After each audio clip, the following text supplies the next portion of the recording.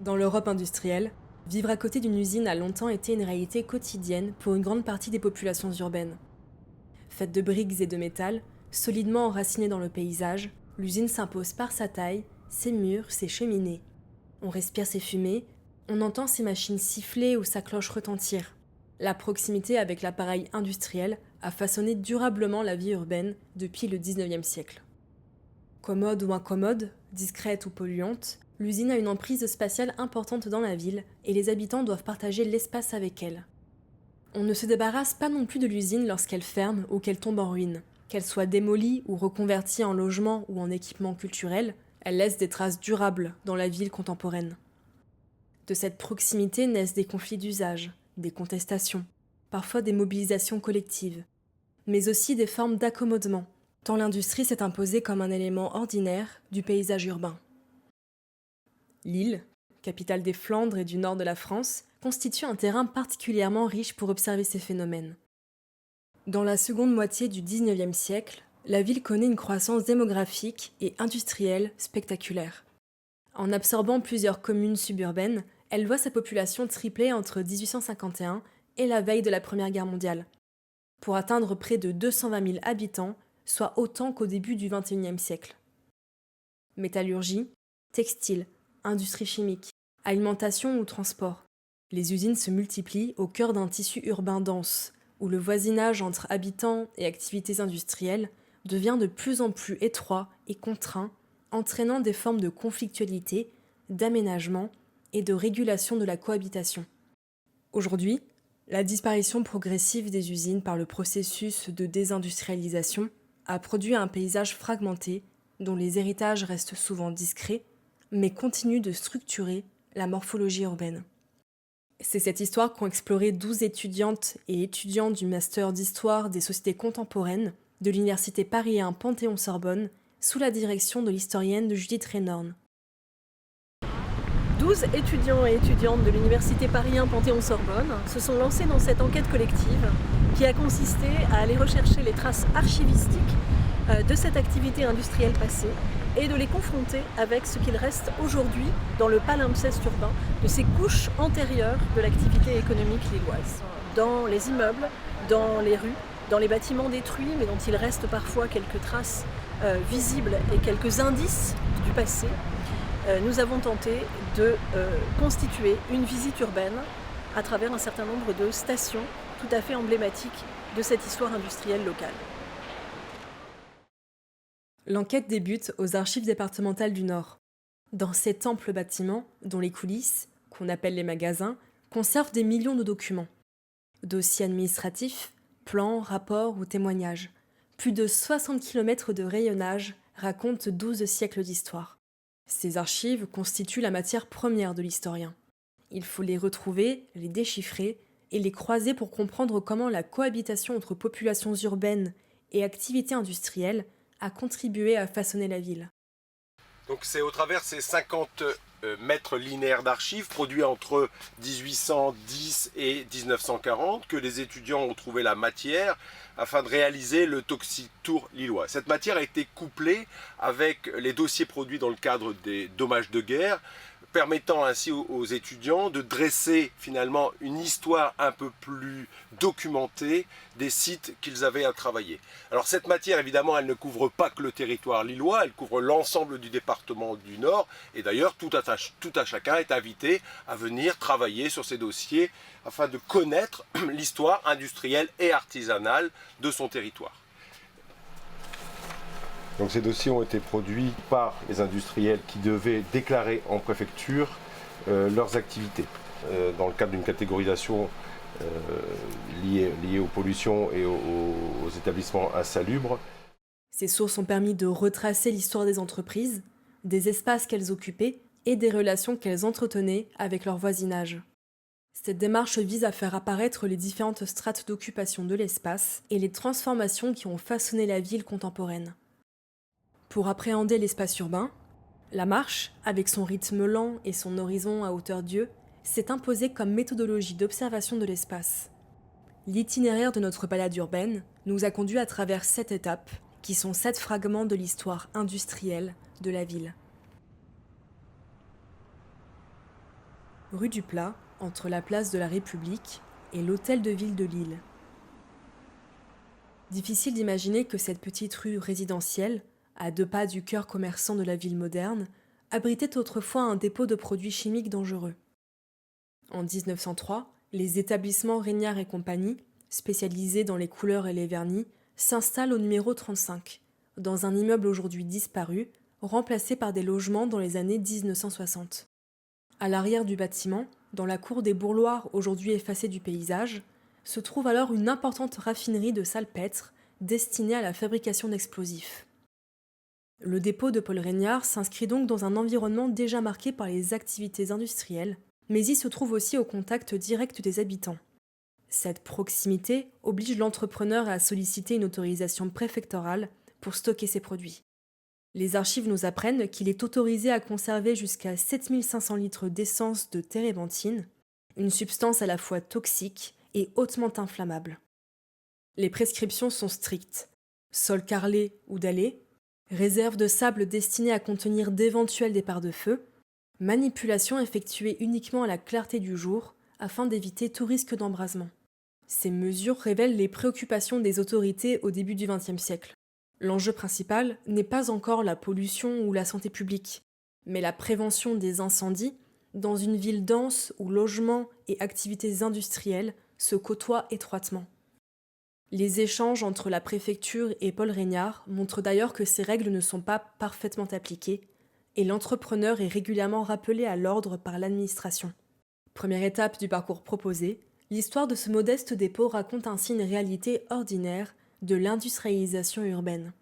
Si les pouvoirs publics encadrent les risques les plus immédiats, tels que le risque d'incendie, ils demeurent largement silencieux sur les effets sanitaires des substances stockées et manipulées sur place. La Première Guerre mondiale porte un coup fatal à l'entreprise.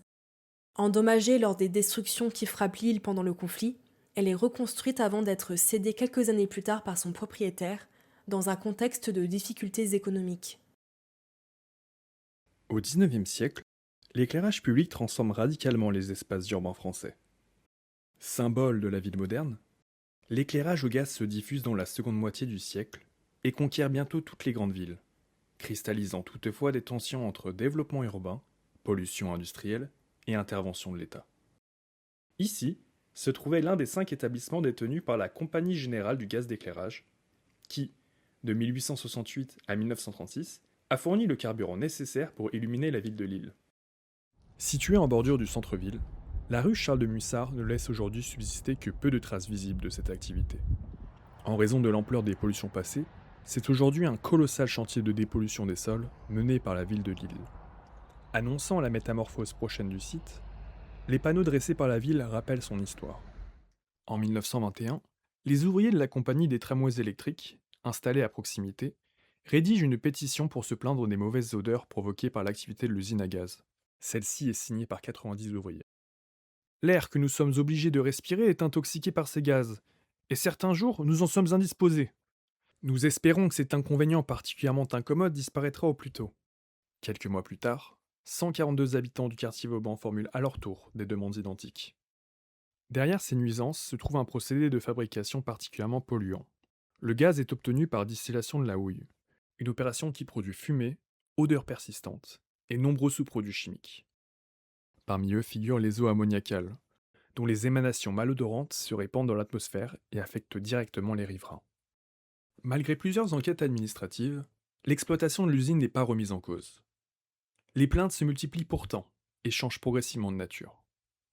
En 1928, un entrepreneur voisin, Victor Hervé Henguet, engage une longue bataille administrative et judiciaire pour démontrer que l'usine pollue également la nappe phréatique locale. L'affaire prend une ampleur nouvelle. Expertise scientifique, arguments juridiques et analyses commandées à l'Institut Pasteur de Lille se succèdent.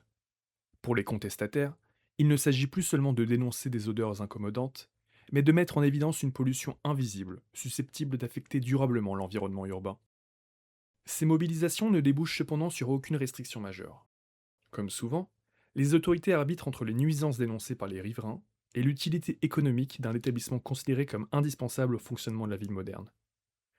L'usine ferme en 1936, non sous l'effet des plaintes, mais devant les progrès et la concurrence de l'éclairage électrique. L'histoire de ce site illustre l'ambiguïté de la gestion des pollutions industrielles en milieu urbain. Entre modernisation, intérêts économiques et préoccupations sanitaires, le voisinage avec l'industrie repose souvent sur une succession d'accommodements et de compromis, dont les traces demeurent inscrites dans les sols bien après la disparition des usines. À quelques encablures vers le sud, entre Oisem et Moulins, la question du voisinage avec l'industrie se pose autrement, car il est malaisé de protester contre les nuisances d'une entreprise lorsque celle-ci occupe une place centrale dans la vie économique de la ville. L'histoire de l'empire alimentaire Joris et de son fondateur, Henri Joris, en sont des exemples particulièrement révélateurs. Au croisement du boulevard Victor Hugo et de la rue Kuhlmann se dresse encore l'imposant bâtiment de l'ancienne malterie, qui travaillait de concert avec la grande brasserie des Flandres. Plus au nord, rue d'Iéna, l'ancienne boulangerie industrielle, l'Indépendante, arbore encore fièrement l'emblématique V rouge de la marque alimentaire. Qualifiée par l'Écho du Nord en 1932 de plus grande boulangerie de France, elle produisait alors quotidiennement pain, biscottes, madeleines, cakes et cafés torréfiés, destinés à toute la métropole lilloise. Ces bâtiments rappellent l'ampleur de l'empire industriel possédé par Henri Joris, dont les entreprises participent à l'alimentation quotidienne des habitants et marquent durablement le paysage urbain. Les archives conservent la voix des habitants confrontés aux nuisances quotidiennes de ces établissements au début du XXe siècle. Dans la rue Newton, à Oisem, Émile Tumerel décrit une situation devenue insupportable. Les jours de livraison, il est impossible d'ouvrir portes et fenêtres, et les trottoirs comme la chaussée sont couverts d'une couche de paille. Poussière, vibration des machines, bruit des fours et circulation incessante des véhicules de livraison rythment alors la vie du quartier. Les plaintes s'accumulent et restent pourtant sans effet. Henri Joris est l'un des industriels les plus influents de la région. La prospérité de ces entreprises est encore renforcée après la Première Guerre mondiale grâce aux indemnisations versées au titre des dommages de guerre. Les archives montrent ainsi que certaines installations ne respectent pas toujours les prescriptions relatives aux déchets ou aux eaux usées, et que les autorités ferment les yeux. Durant l'occupation allemande, les établissements poursuivent leur activité, et profitent même des incohérences avec l'occupant pour agrandir certains de leurs sites. L'histoire des entreprises Joris rappelle ainsi que les nuisances industrielles ne relèvent pas uniquement de questions techniques ou environnementales. Elles sont aussi indissociables des rapports de pouvoir qui structurent la ville. À Lille, l'emprise des établissements Joris témoigne à la fois de la réussite d'un puissant groupe agroalimentaire et des accommodements qui ont longtemps caractérisé la cohabitation entre industrie et populations urbaines. Pollution de l'air et pollution de l'eau laissent souvent des traces durables dans les paysages et les sols. Mais comment retrouver des nuisances éphémères comme le bruit ? C'est précisément là que le recours aux archives est précieux. Grâce à elles, on peut reconstituer les perceptions des riverains confrontés au vacarme quotidien d'usines, telles que l'entreprise de construction mécanique du Jardin. Rue d'Arras, à l'emplacement de l'actuel collège Myriam Makeba, la Maison du Jardin installe en 1889 une usine spécialisée dans la fabrication de moteurs à vapeur.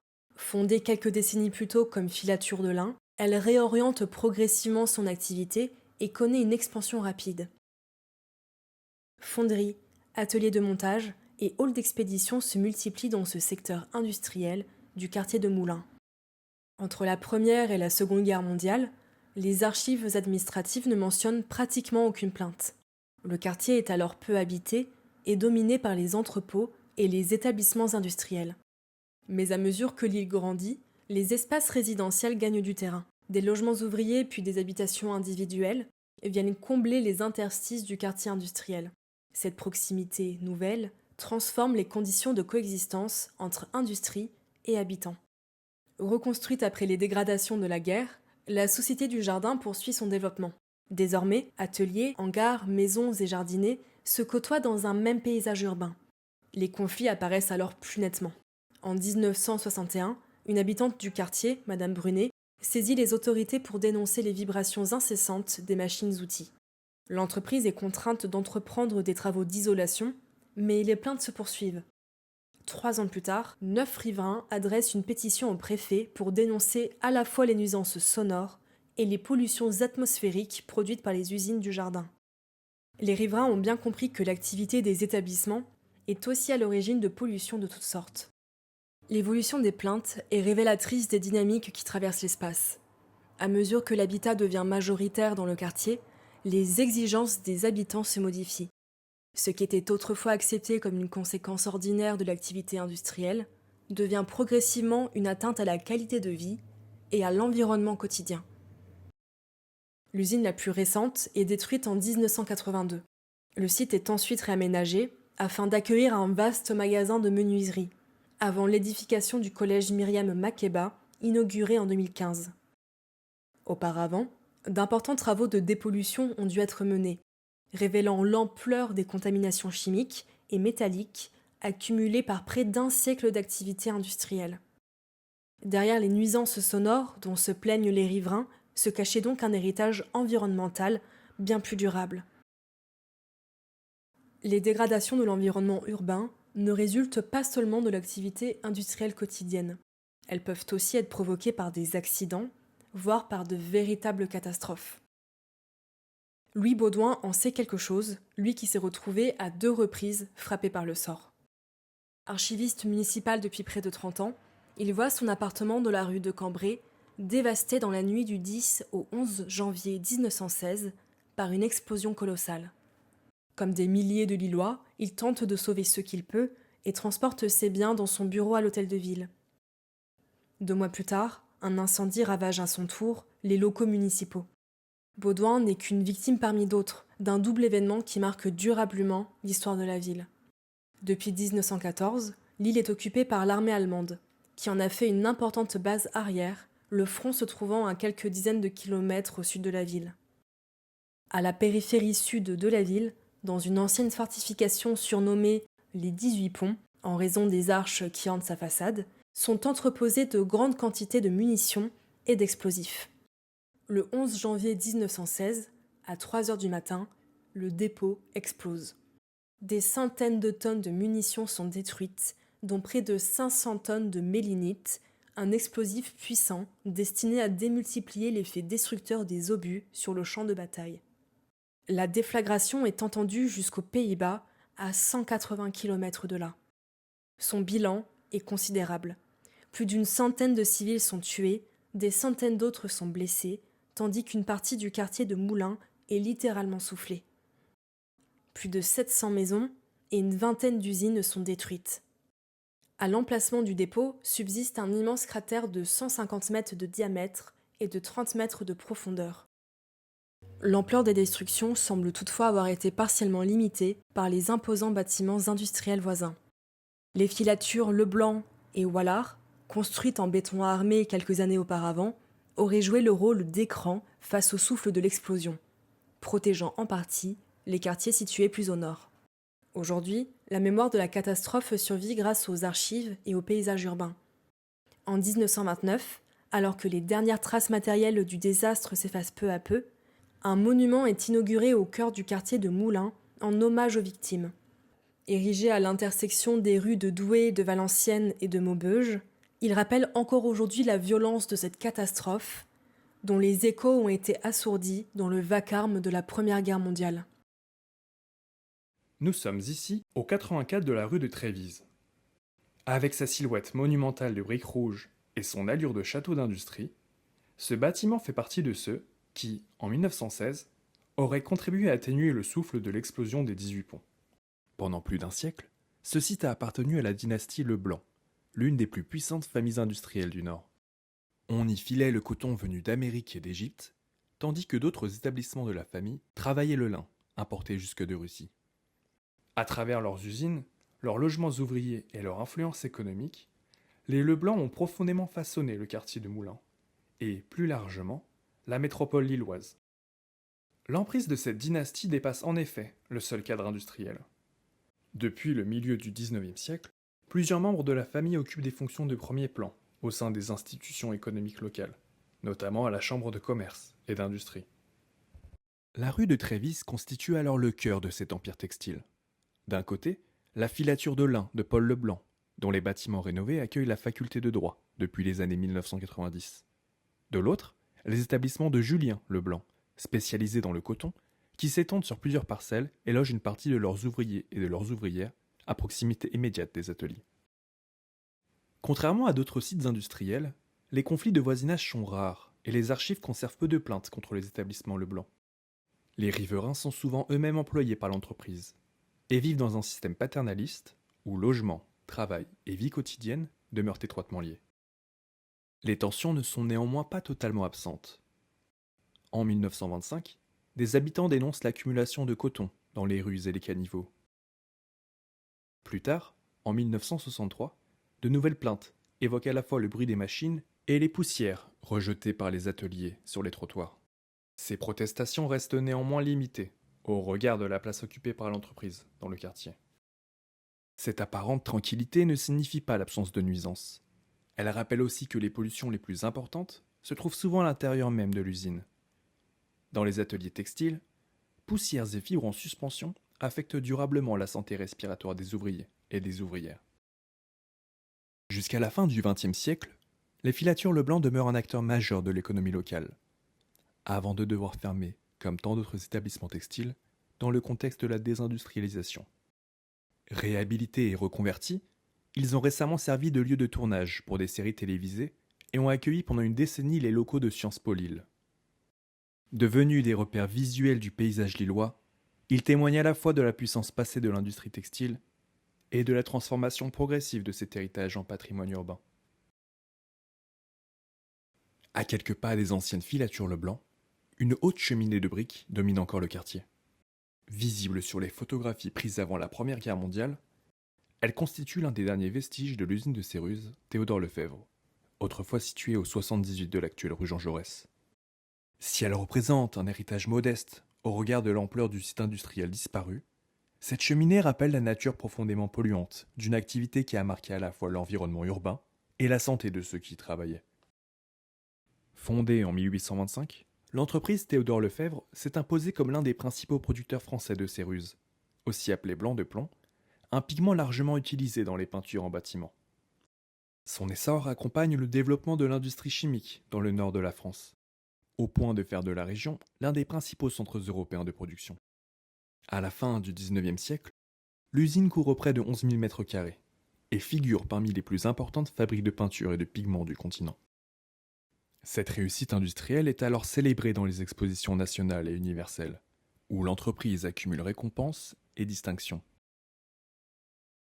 Mais derrière cette image de modernité, se cache en fait une réalité bien plus sombre. La fabrication de la céruse expose quotidiennement les ouvriers aux poussières de plomb. Beaucoup souffrent de saturnisme, une intoxication chronique qui provoque de graves atteintes neurologiques et physiques. Classée dès son origine parmi les établissements insalubres et dangereux, l'usine suscite pourtant peu de protestations de la part du voisinage. Car, contrairement aux ateliers de mécanique ou à l'industrie du gaz, elle ne produit ni fumées encrassées, ni vacarmes susceptibles d'alimenter les plaintes. Les principales victimes de la pollution sont ici les travailleurs eux-mêmes. À partir de la fin du XIXe siècle, la situation devient difficile à ignorer. Les médecins et les hôpitaux lillois s'alarment du nombre croissant d'ouvriers atteints de saturnisme. Le Conseil de salubrité et d'hygiène publique interpelle alors les industriels du secteur et exige des améliorations des conditions de travail. La question de la toxicité du plomb devient un enjeu de santé publique. Conscients du déclin annoncé de la céruse, les héritiers de Théodore Lefebvre diversifient progressivement leur production au début du XXe siècle. L'entreprise développe notamment le blanc de zinc, présenté comme une alternative moins dangereuse. C'est dans ce contexte de modernisation qu'est construite la grande cheminée encore visible aujourd'hui. Elle survit à l'explosion des 18 ponts, en 1916, alors que le reste des installations est ravagé par le souffle. L'abandon progressif du plomb dans l'industrie de la peinture, après la Seconde Guerre mondiale, n'efface pas l'héritage environnemental du site. Lors de la démolition de l'usine en 2006, les analyses des sols révèlent d'importantes concentrations de métaux lourds et de résidus d'hydrocarbures, accumulés par près de 2 siècles d'activité industrielle. Comme l'ancienne filature Leblanc devenue faculté de droit, ou d'autres sites réhabilités de la métropole lilloise, l'ancien site Théodore Lefebvre illustre les transformations de la ville post-industrielle. Les usines ont disparu, mais leurs bâtiments, leur pollution et leur mémoire continuent d'habiter l'espace urbain. Bien que ces usines aient disparu du paysage lillois, leur empreinte demeure inscrite dans les bâtiments, les sols et les mémoires.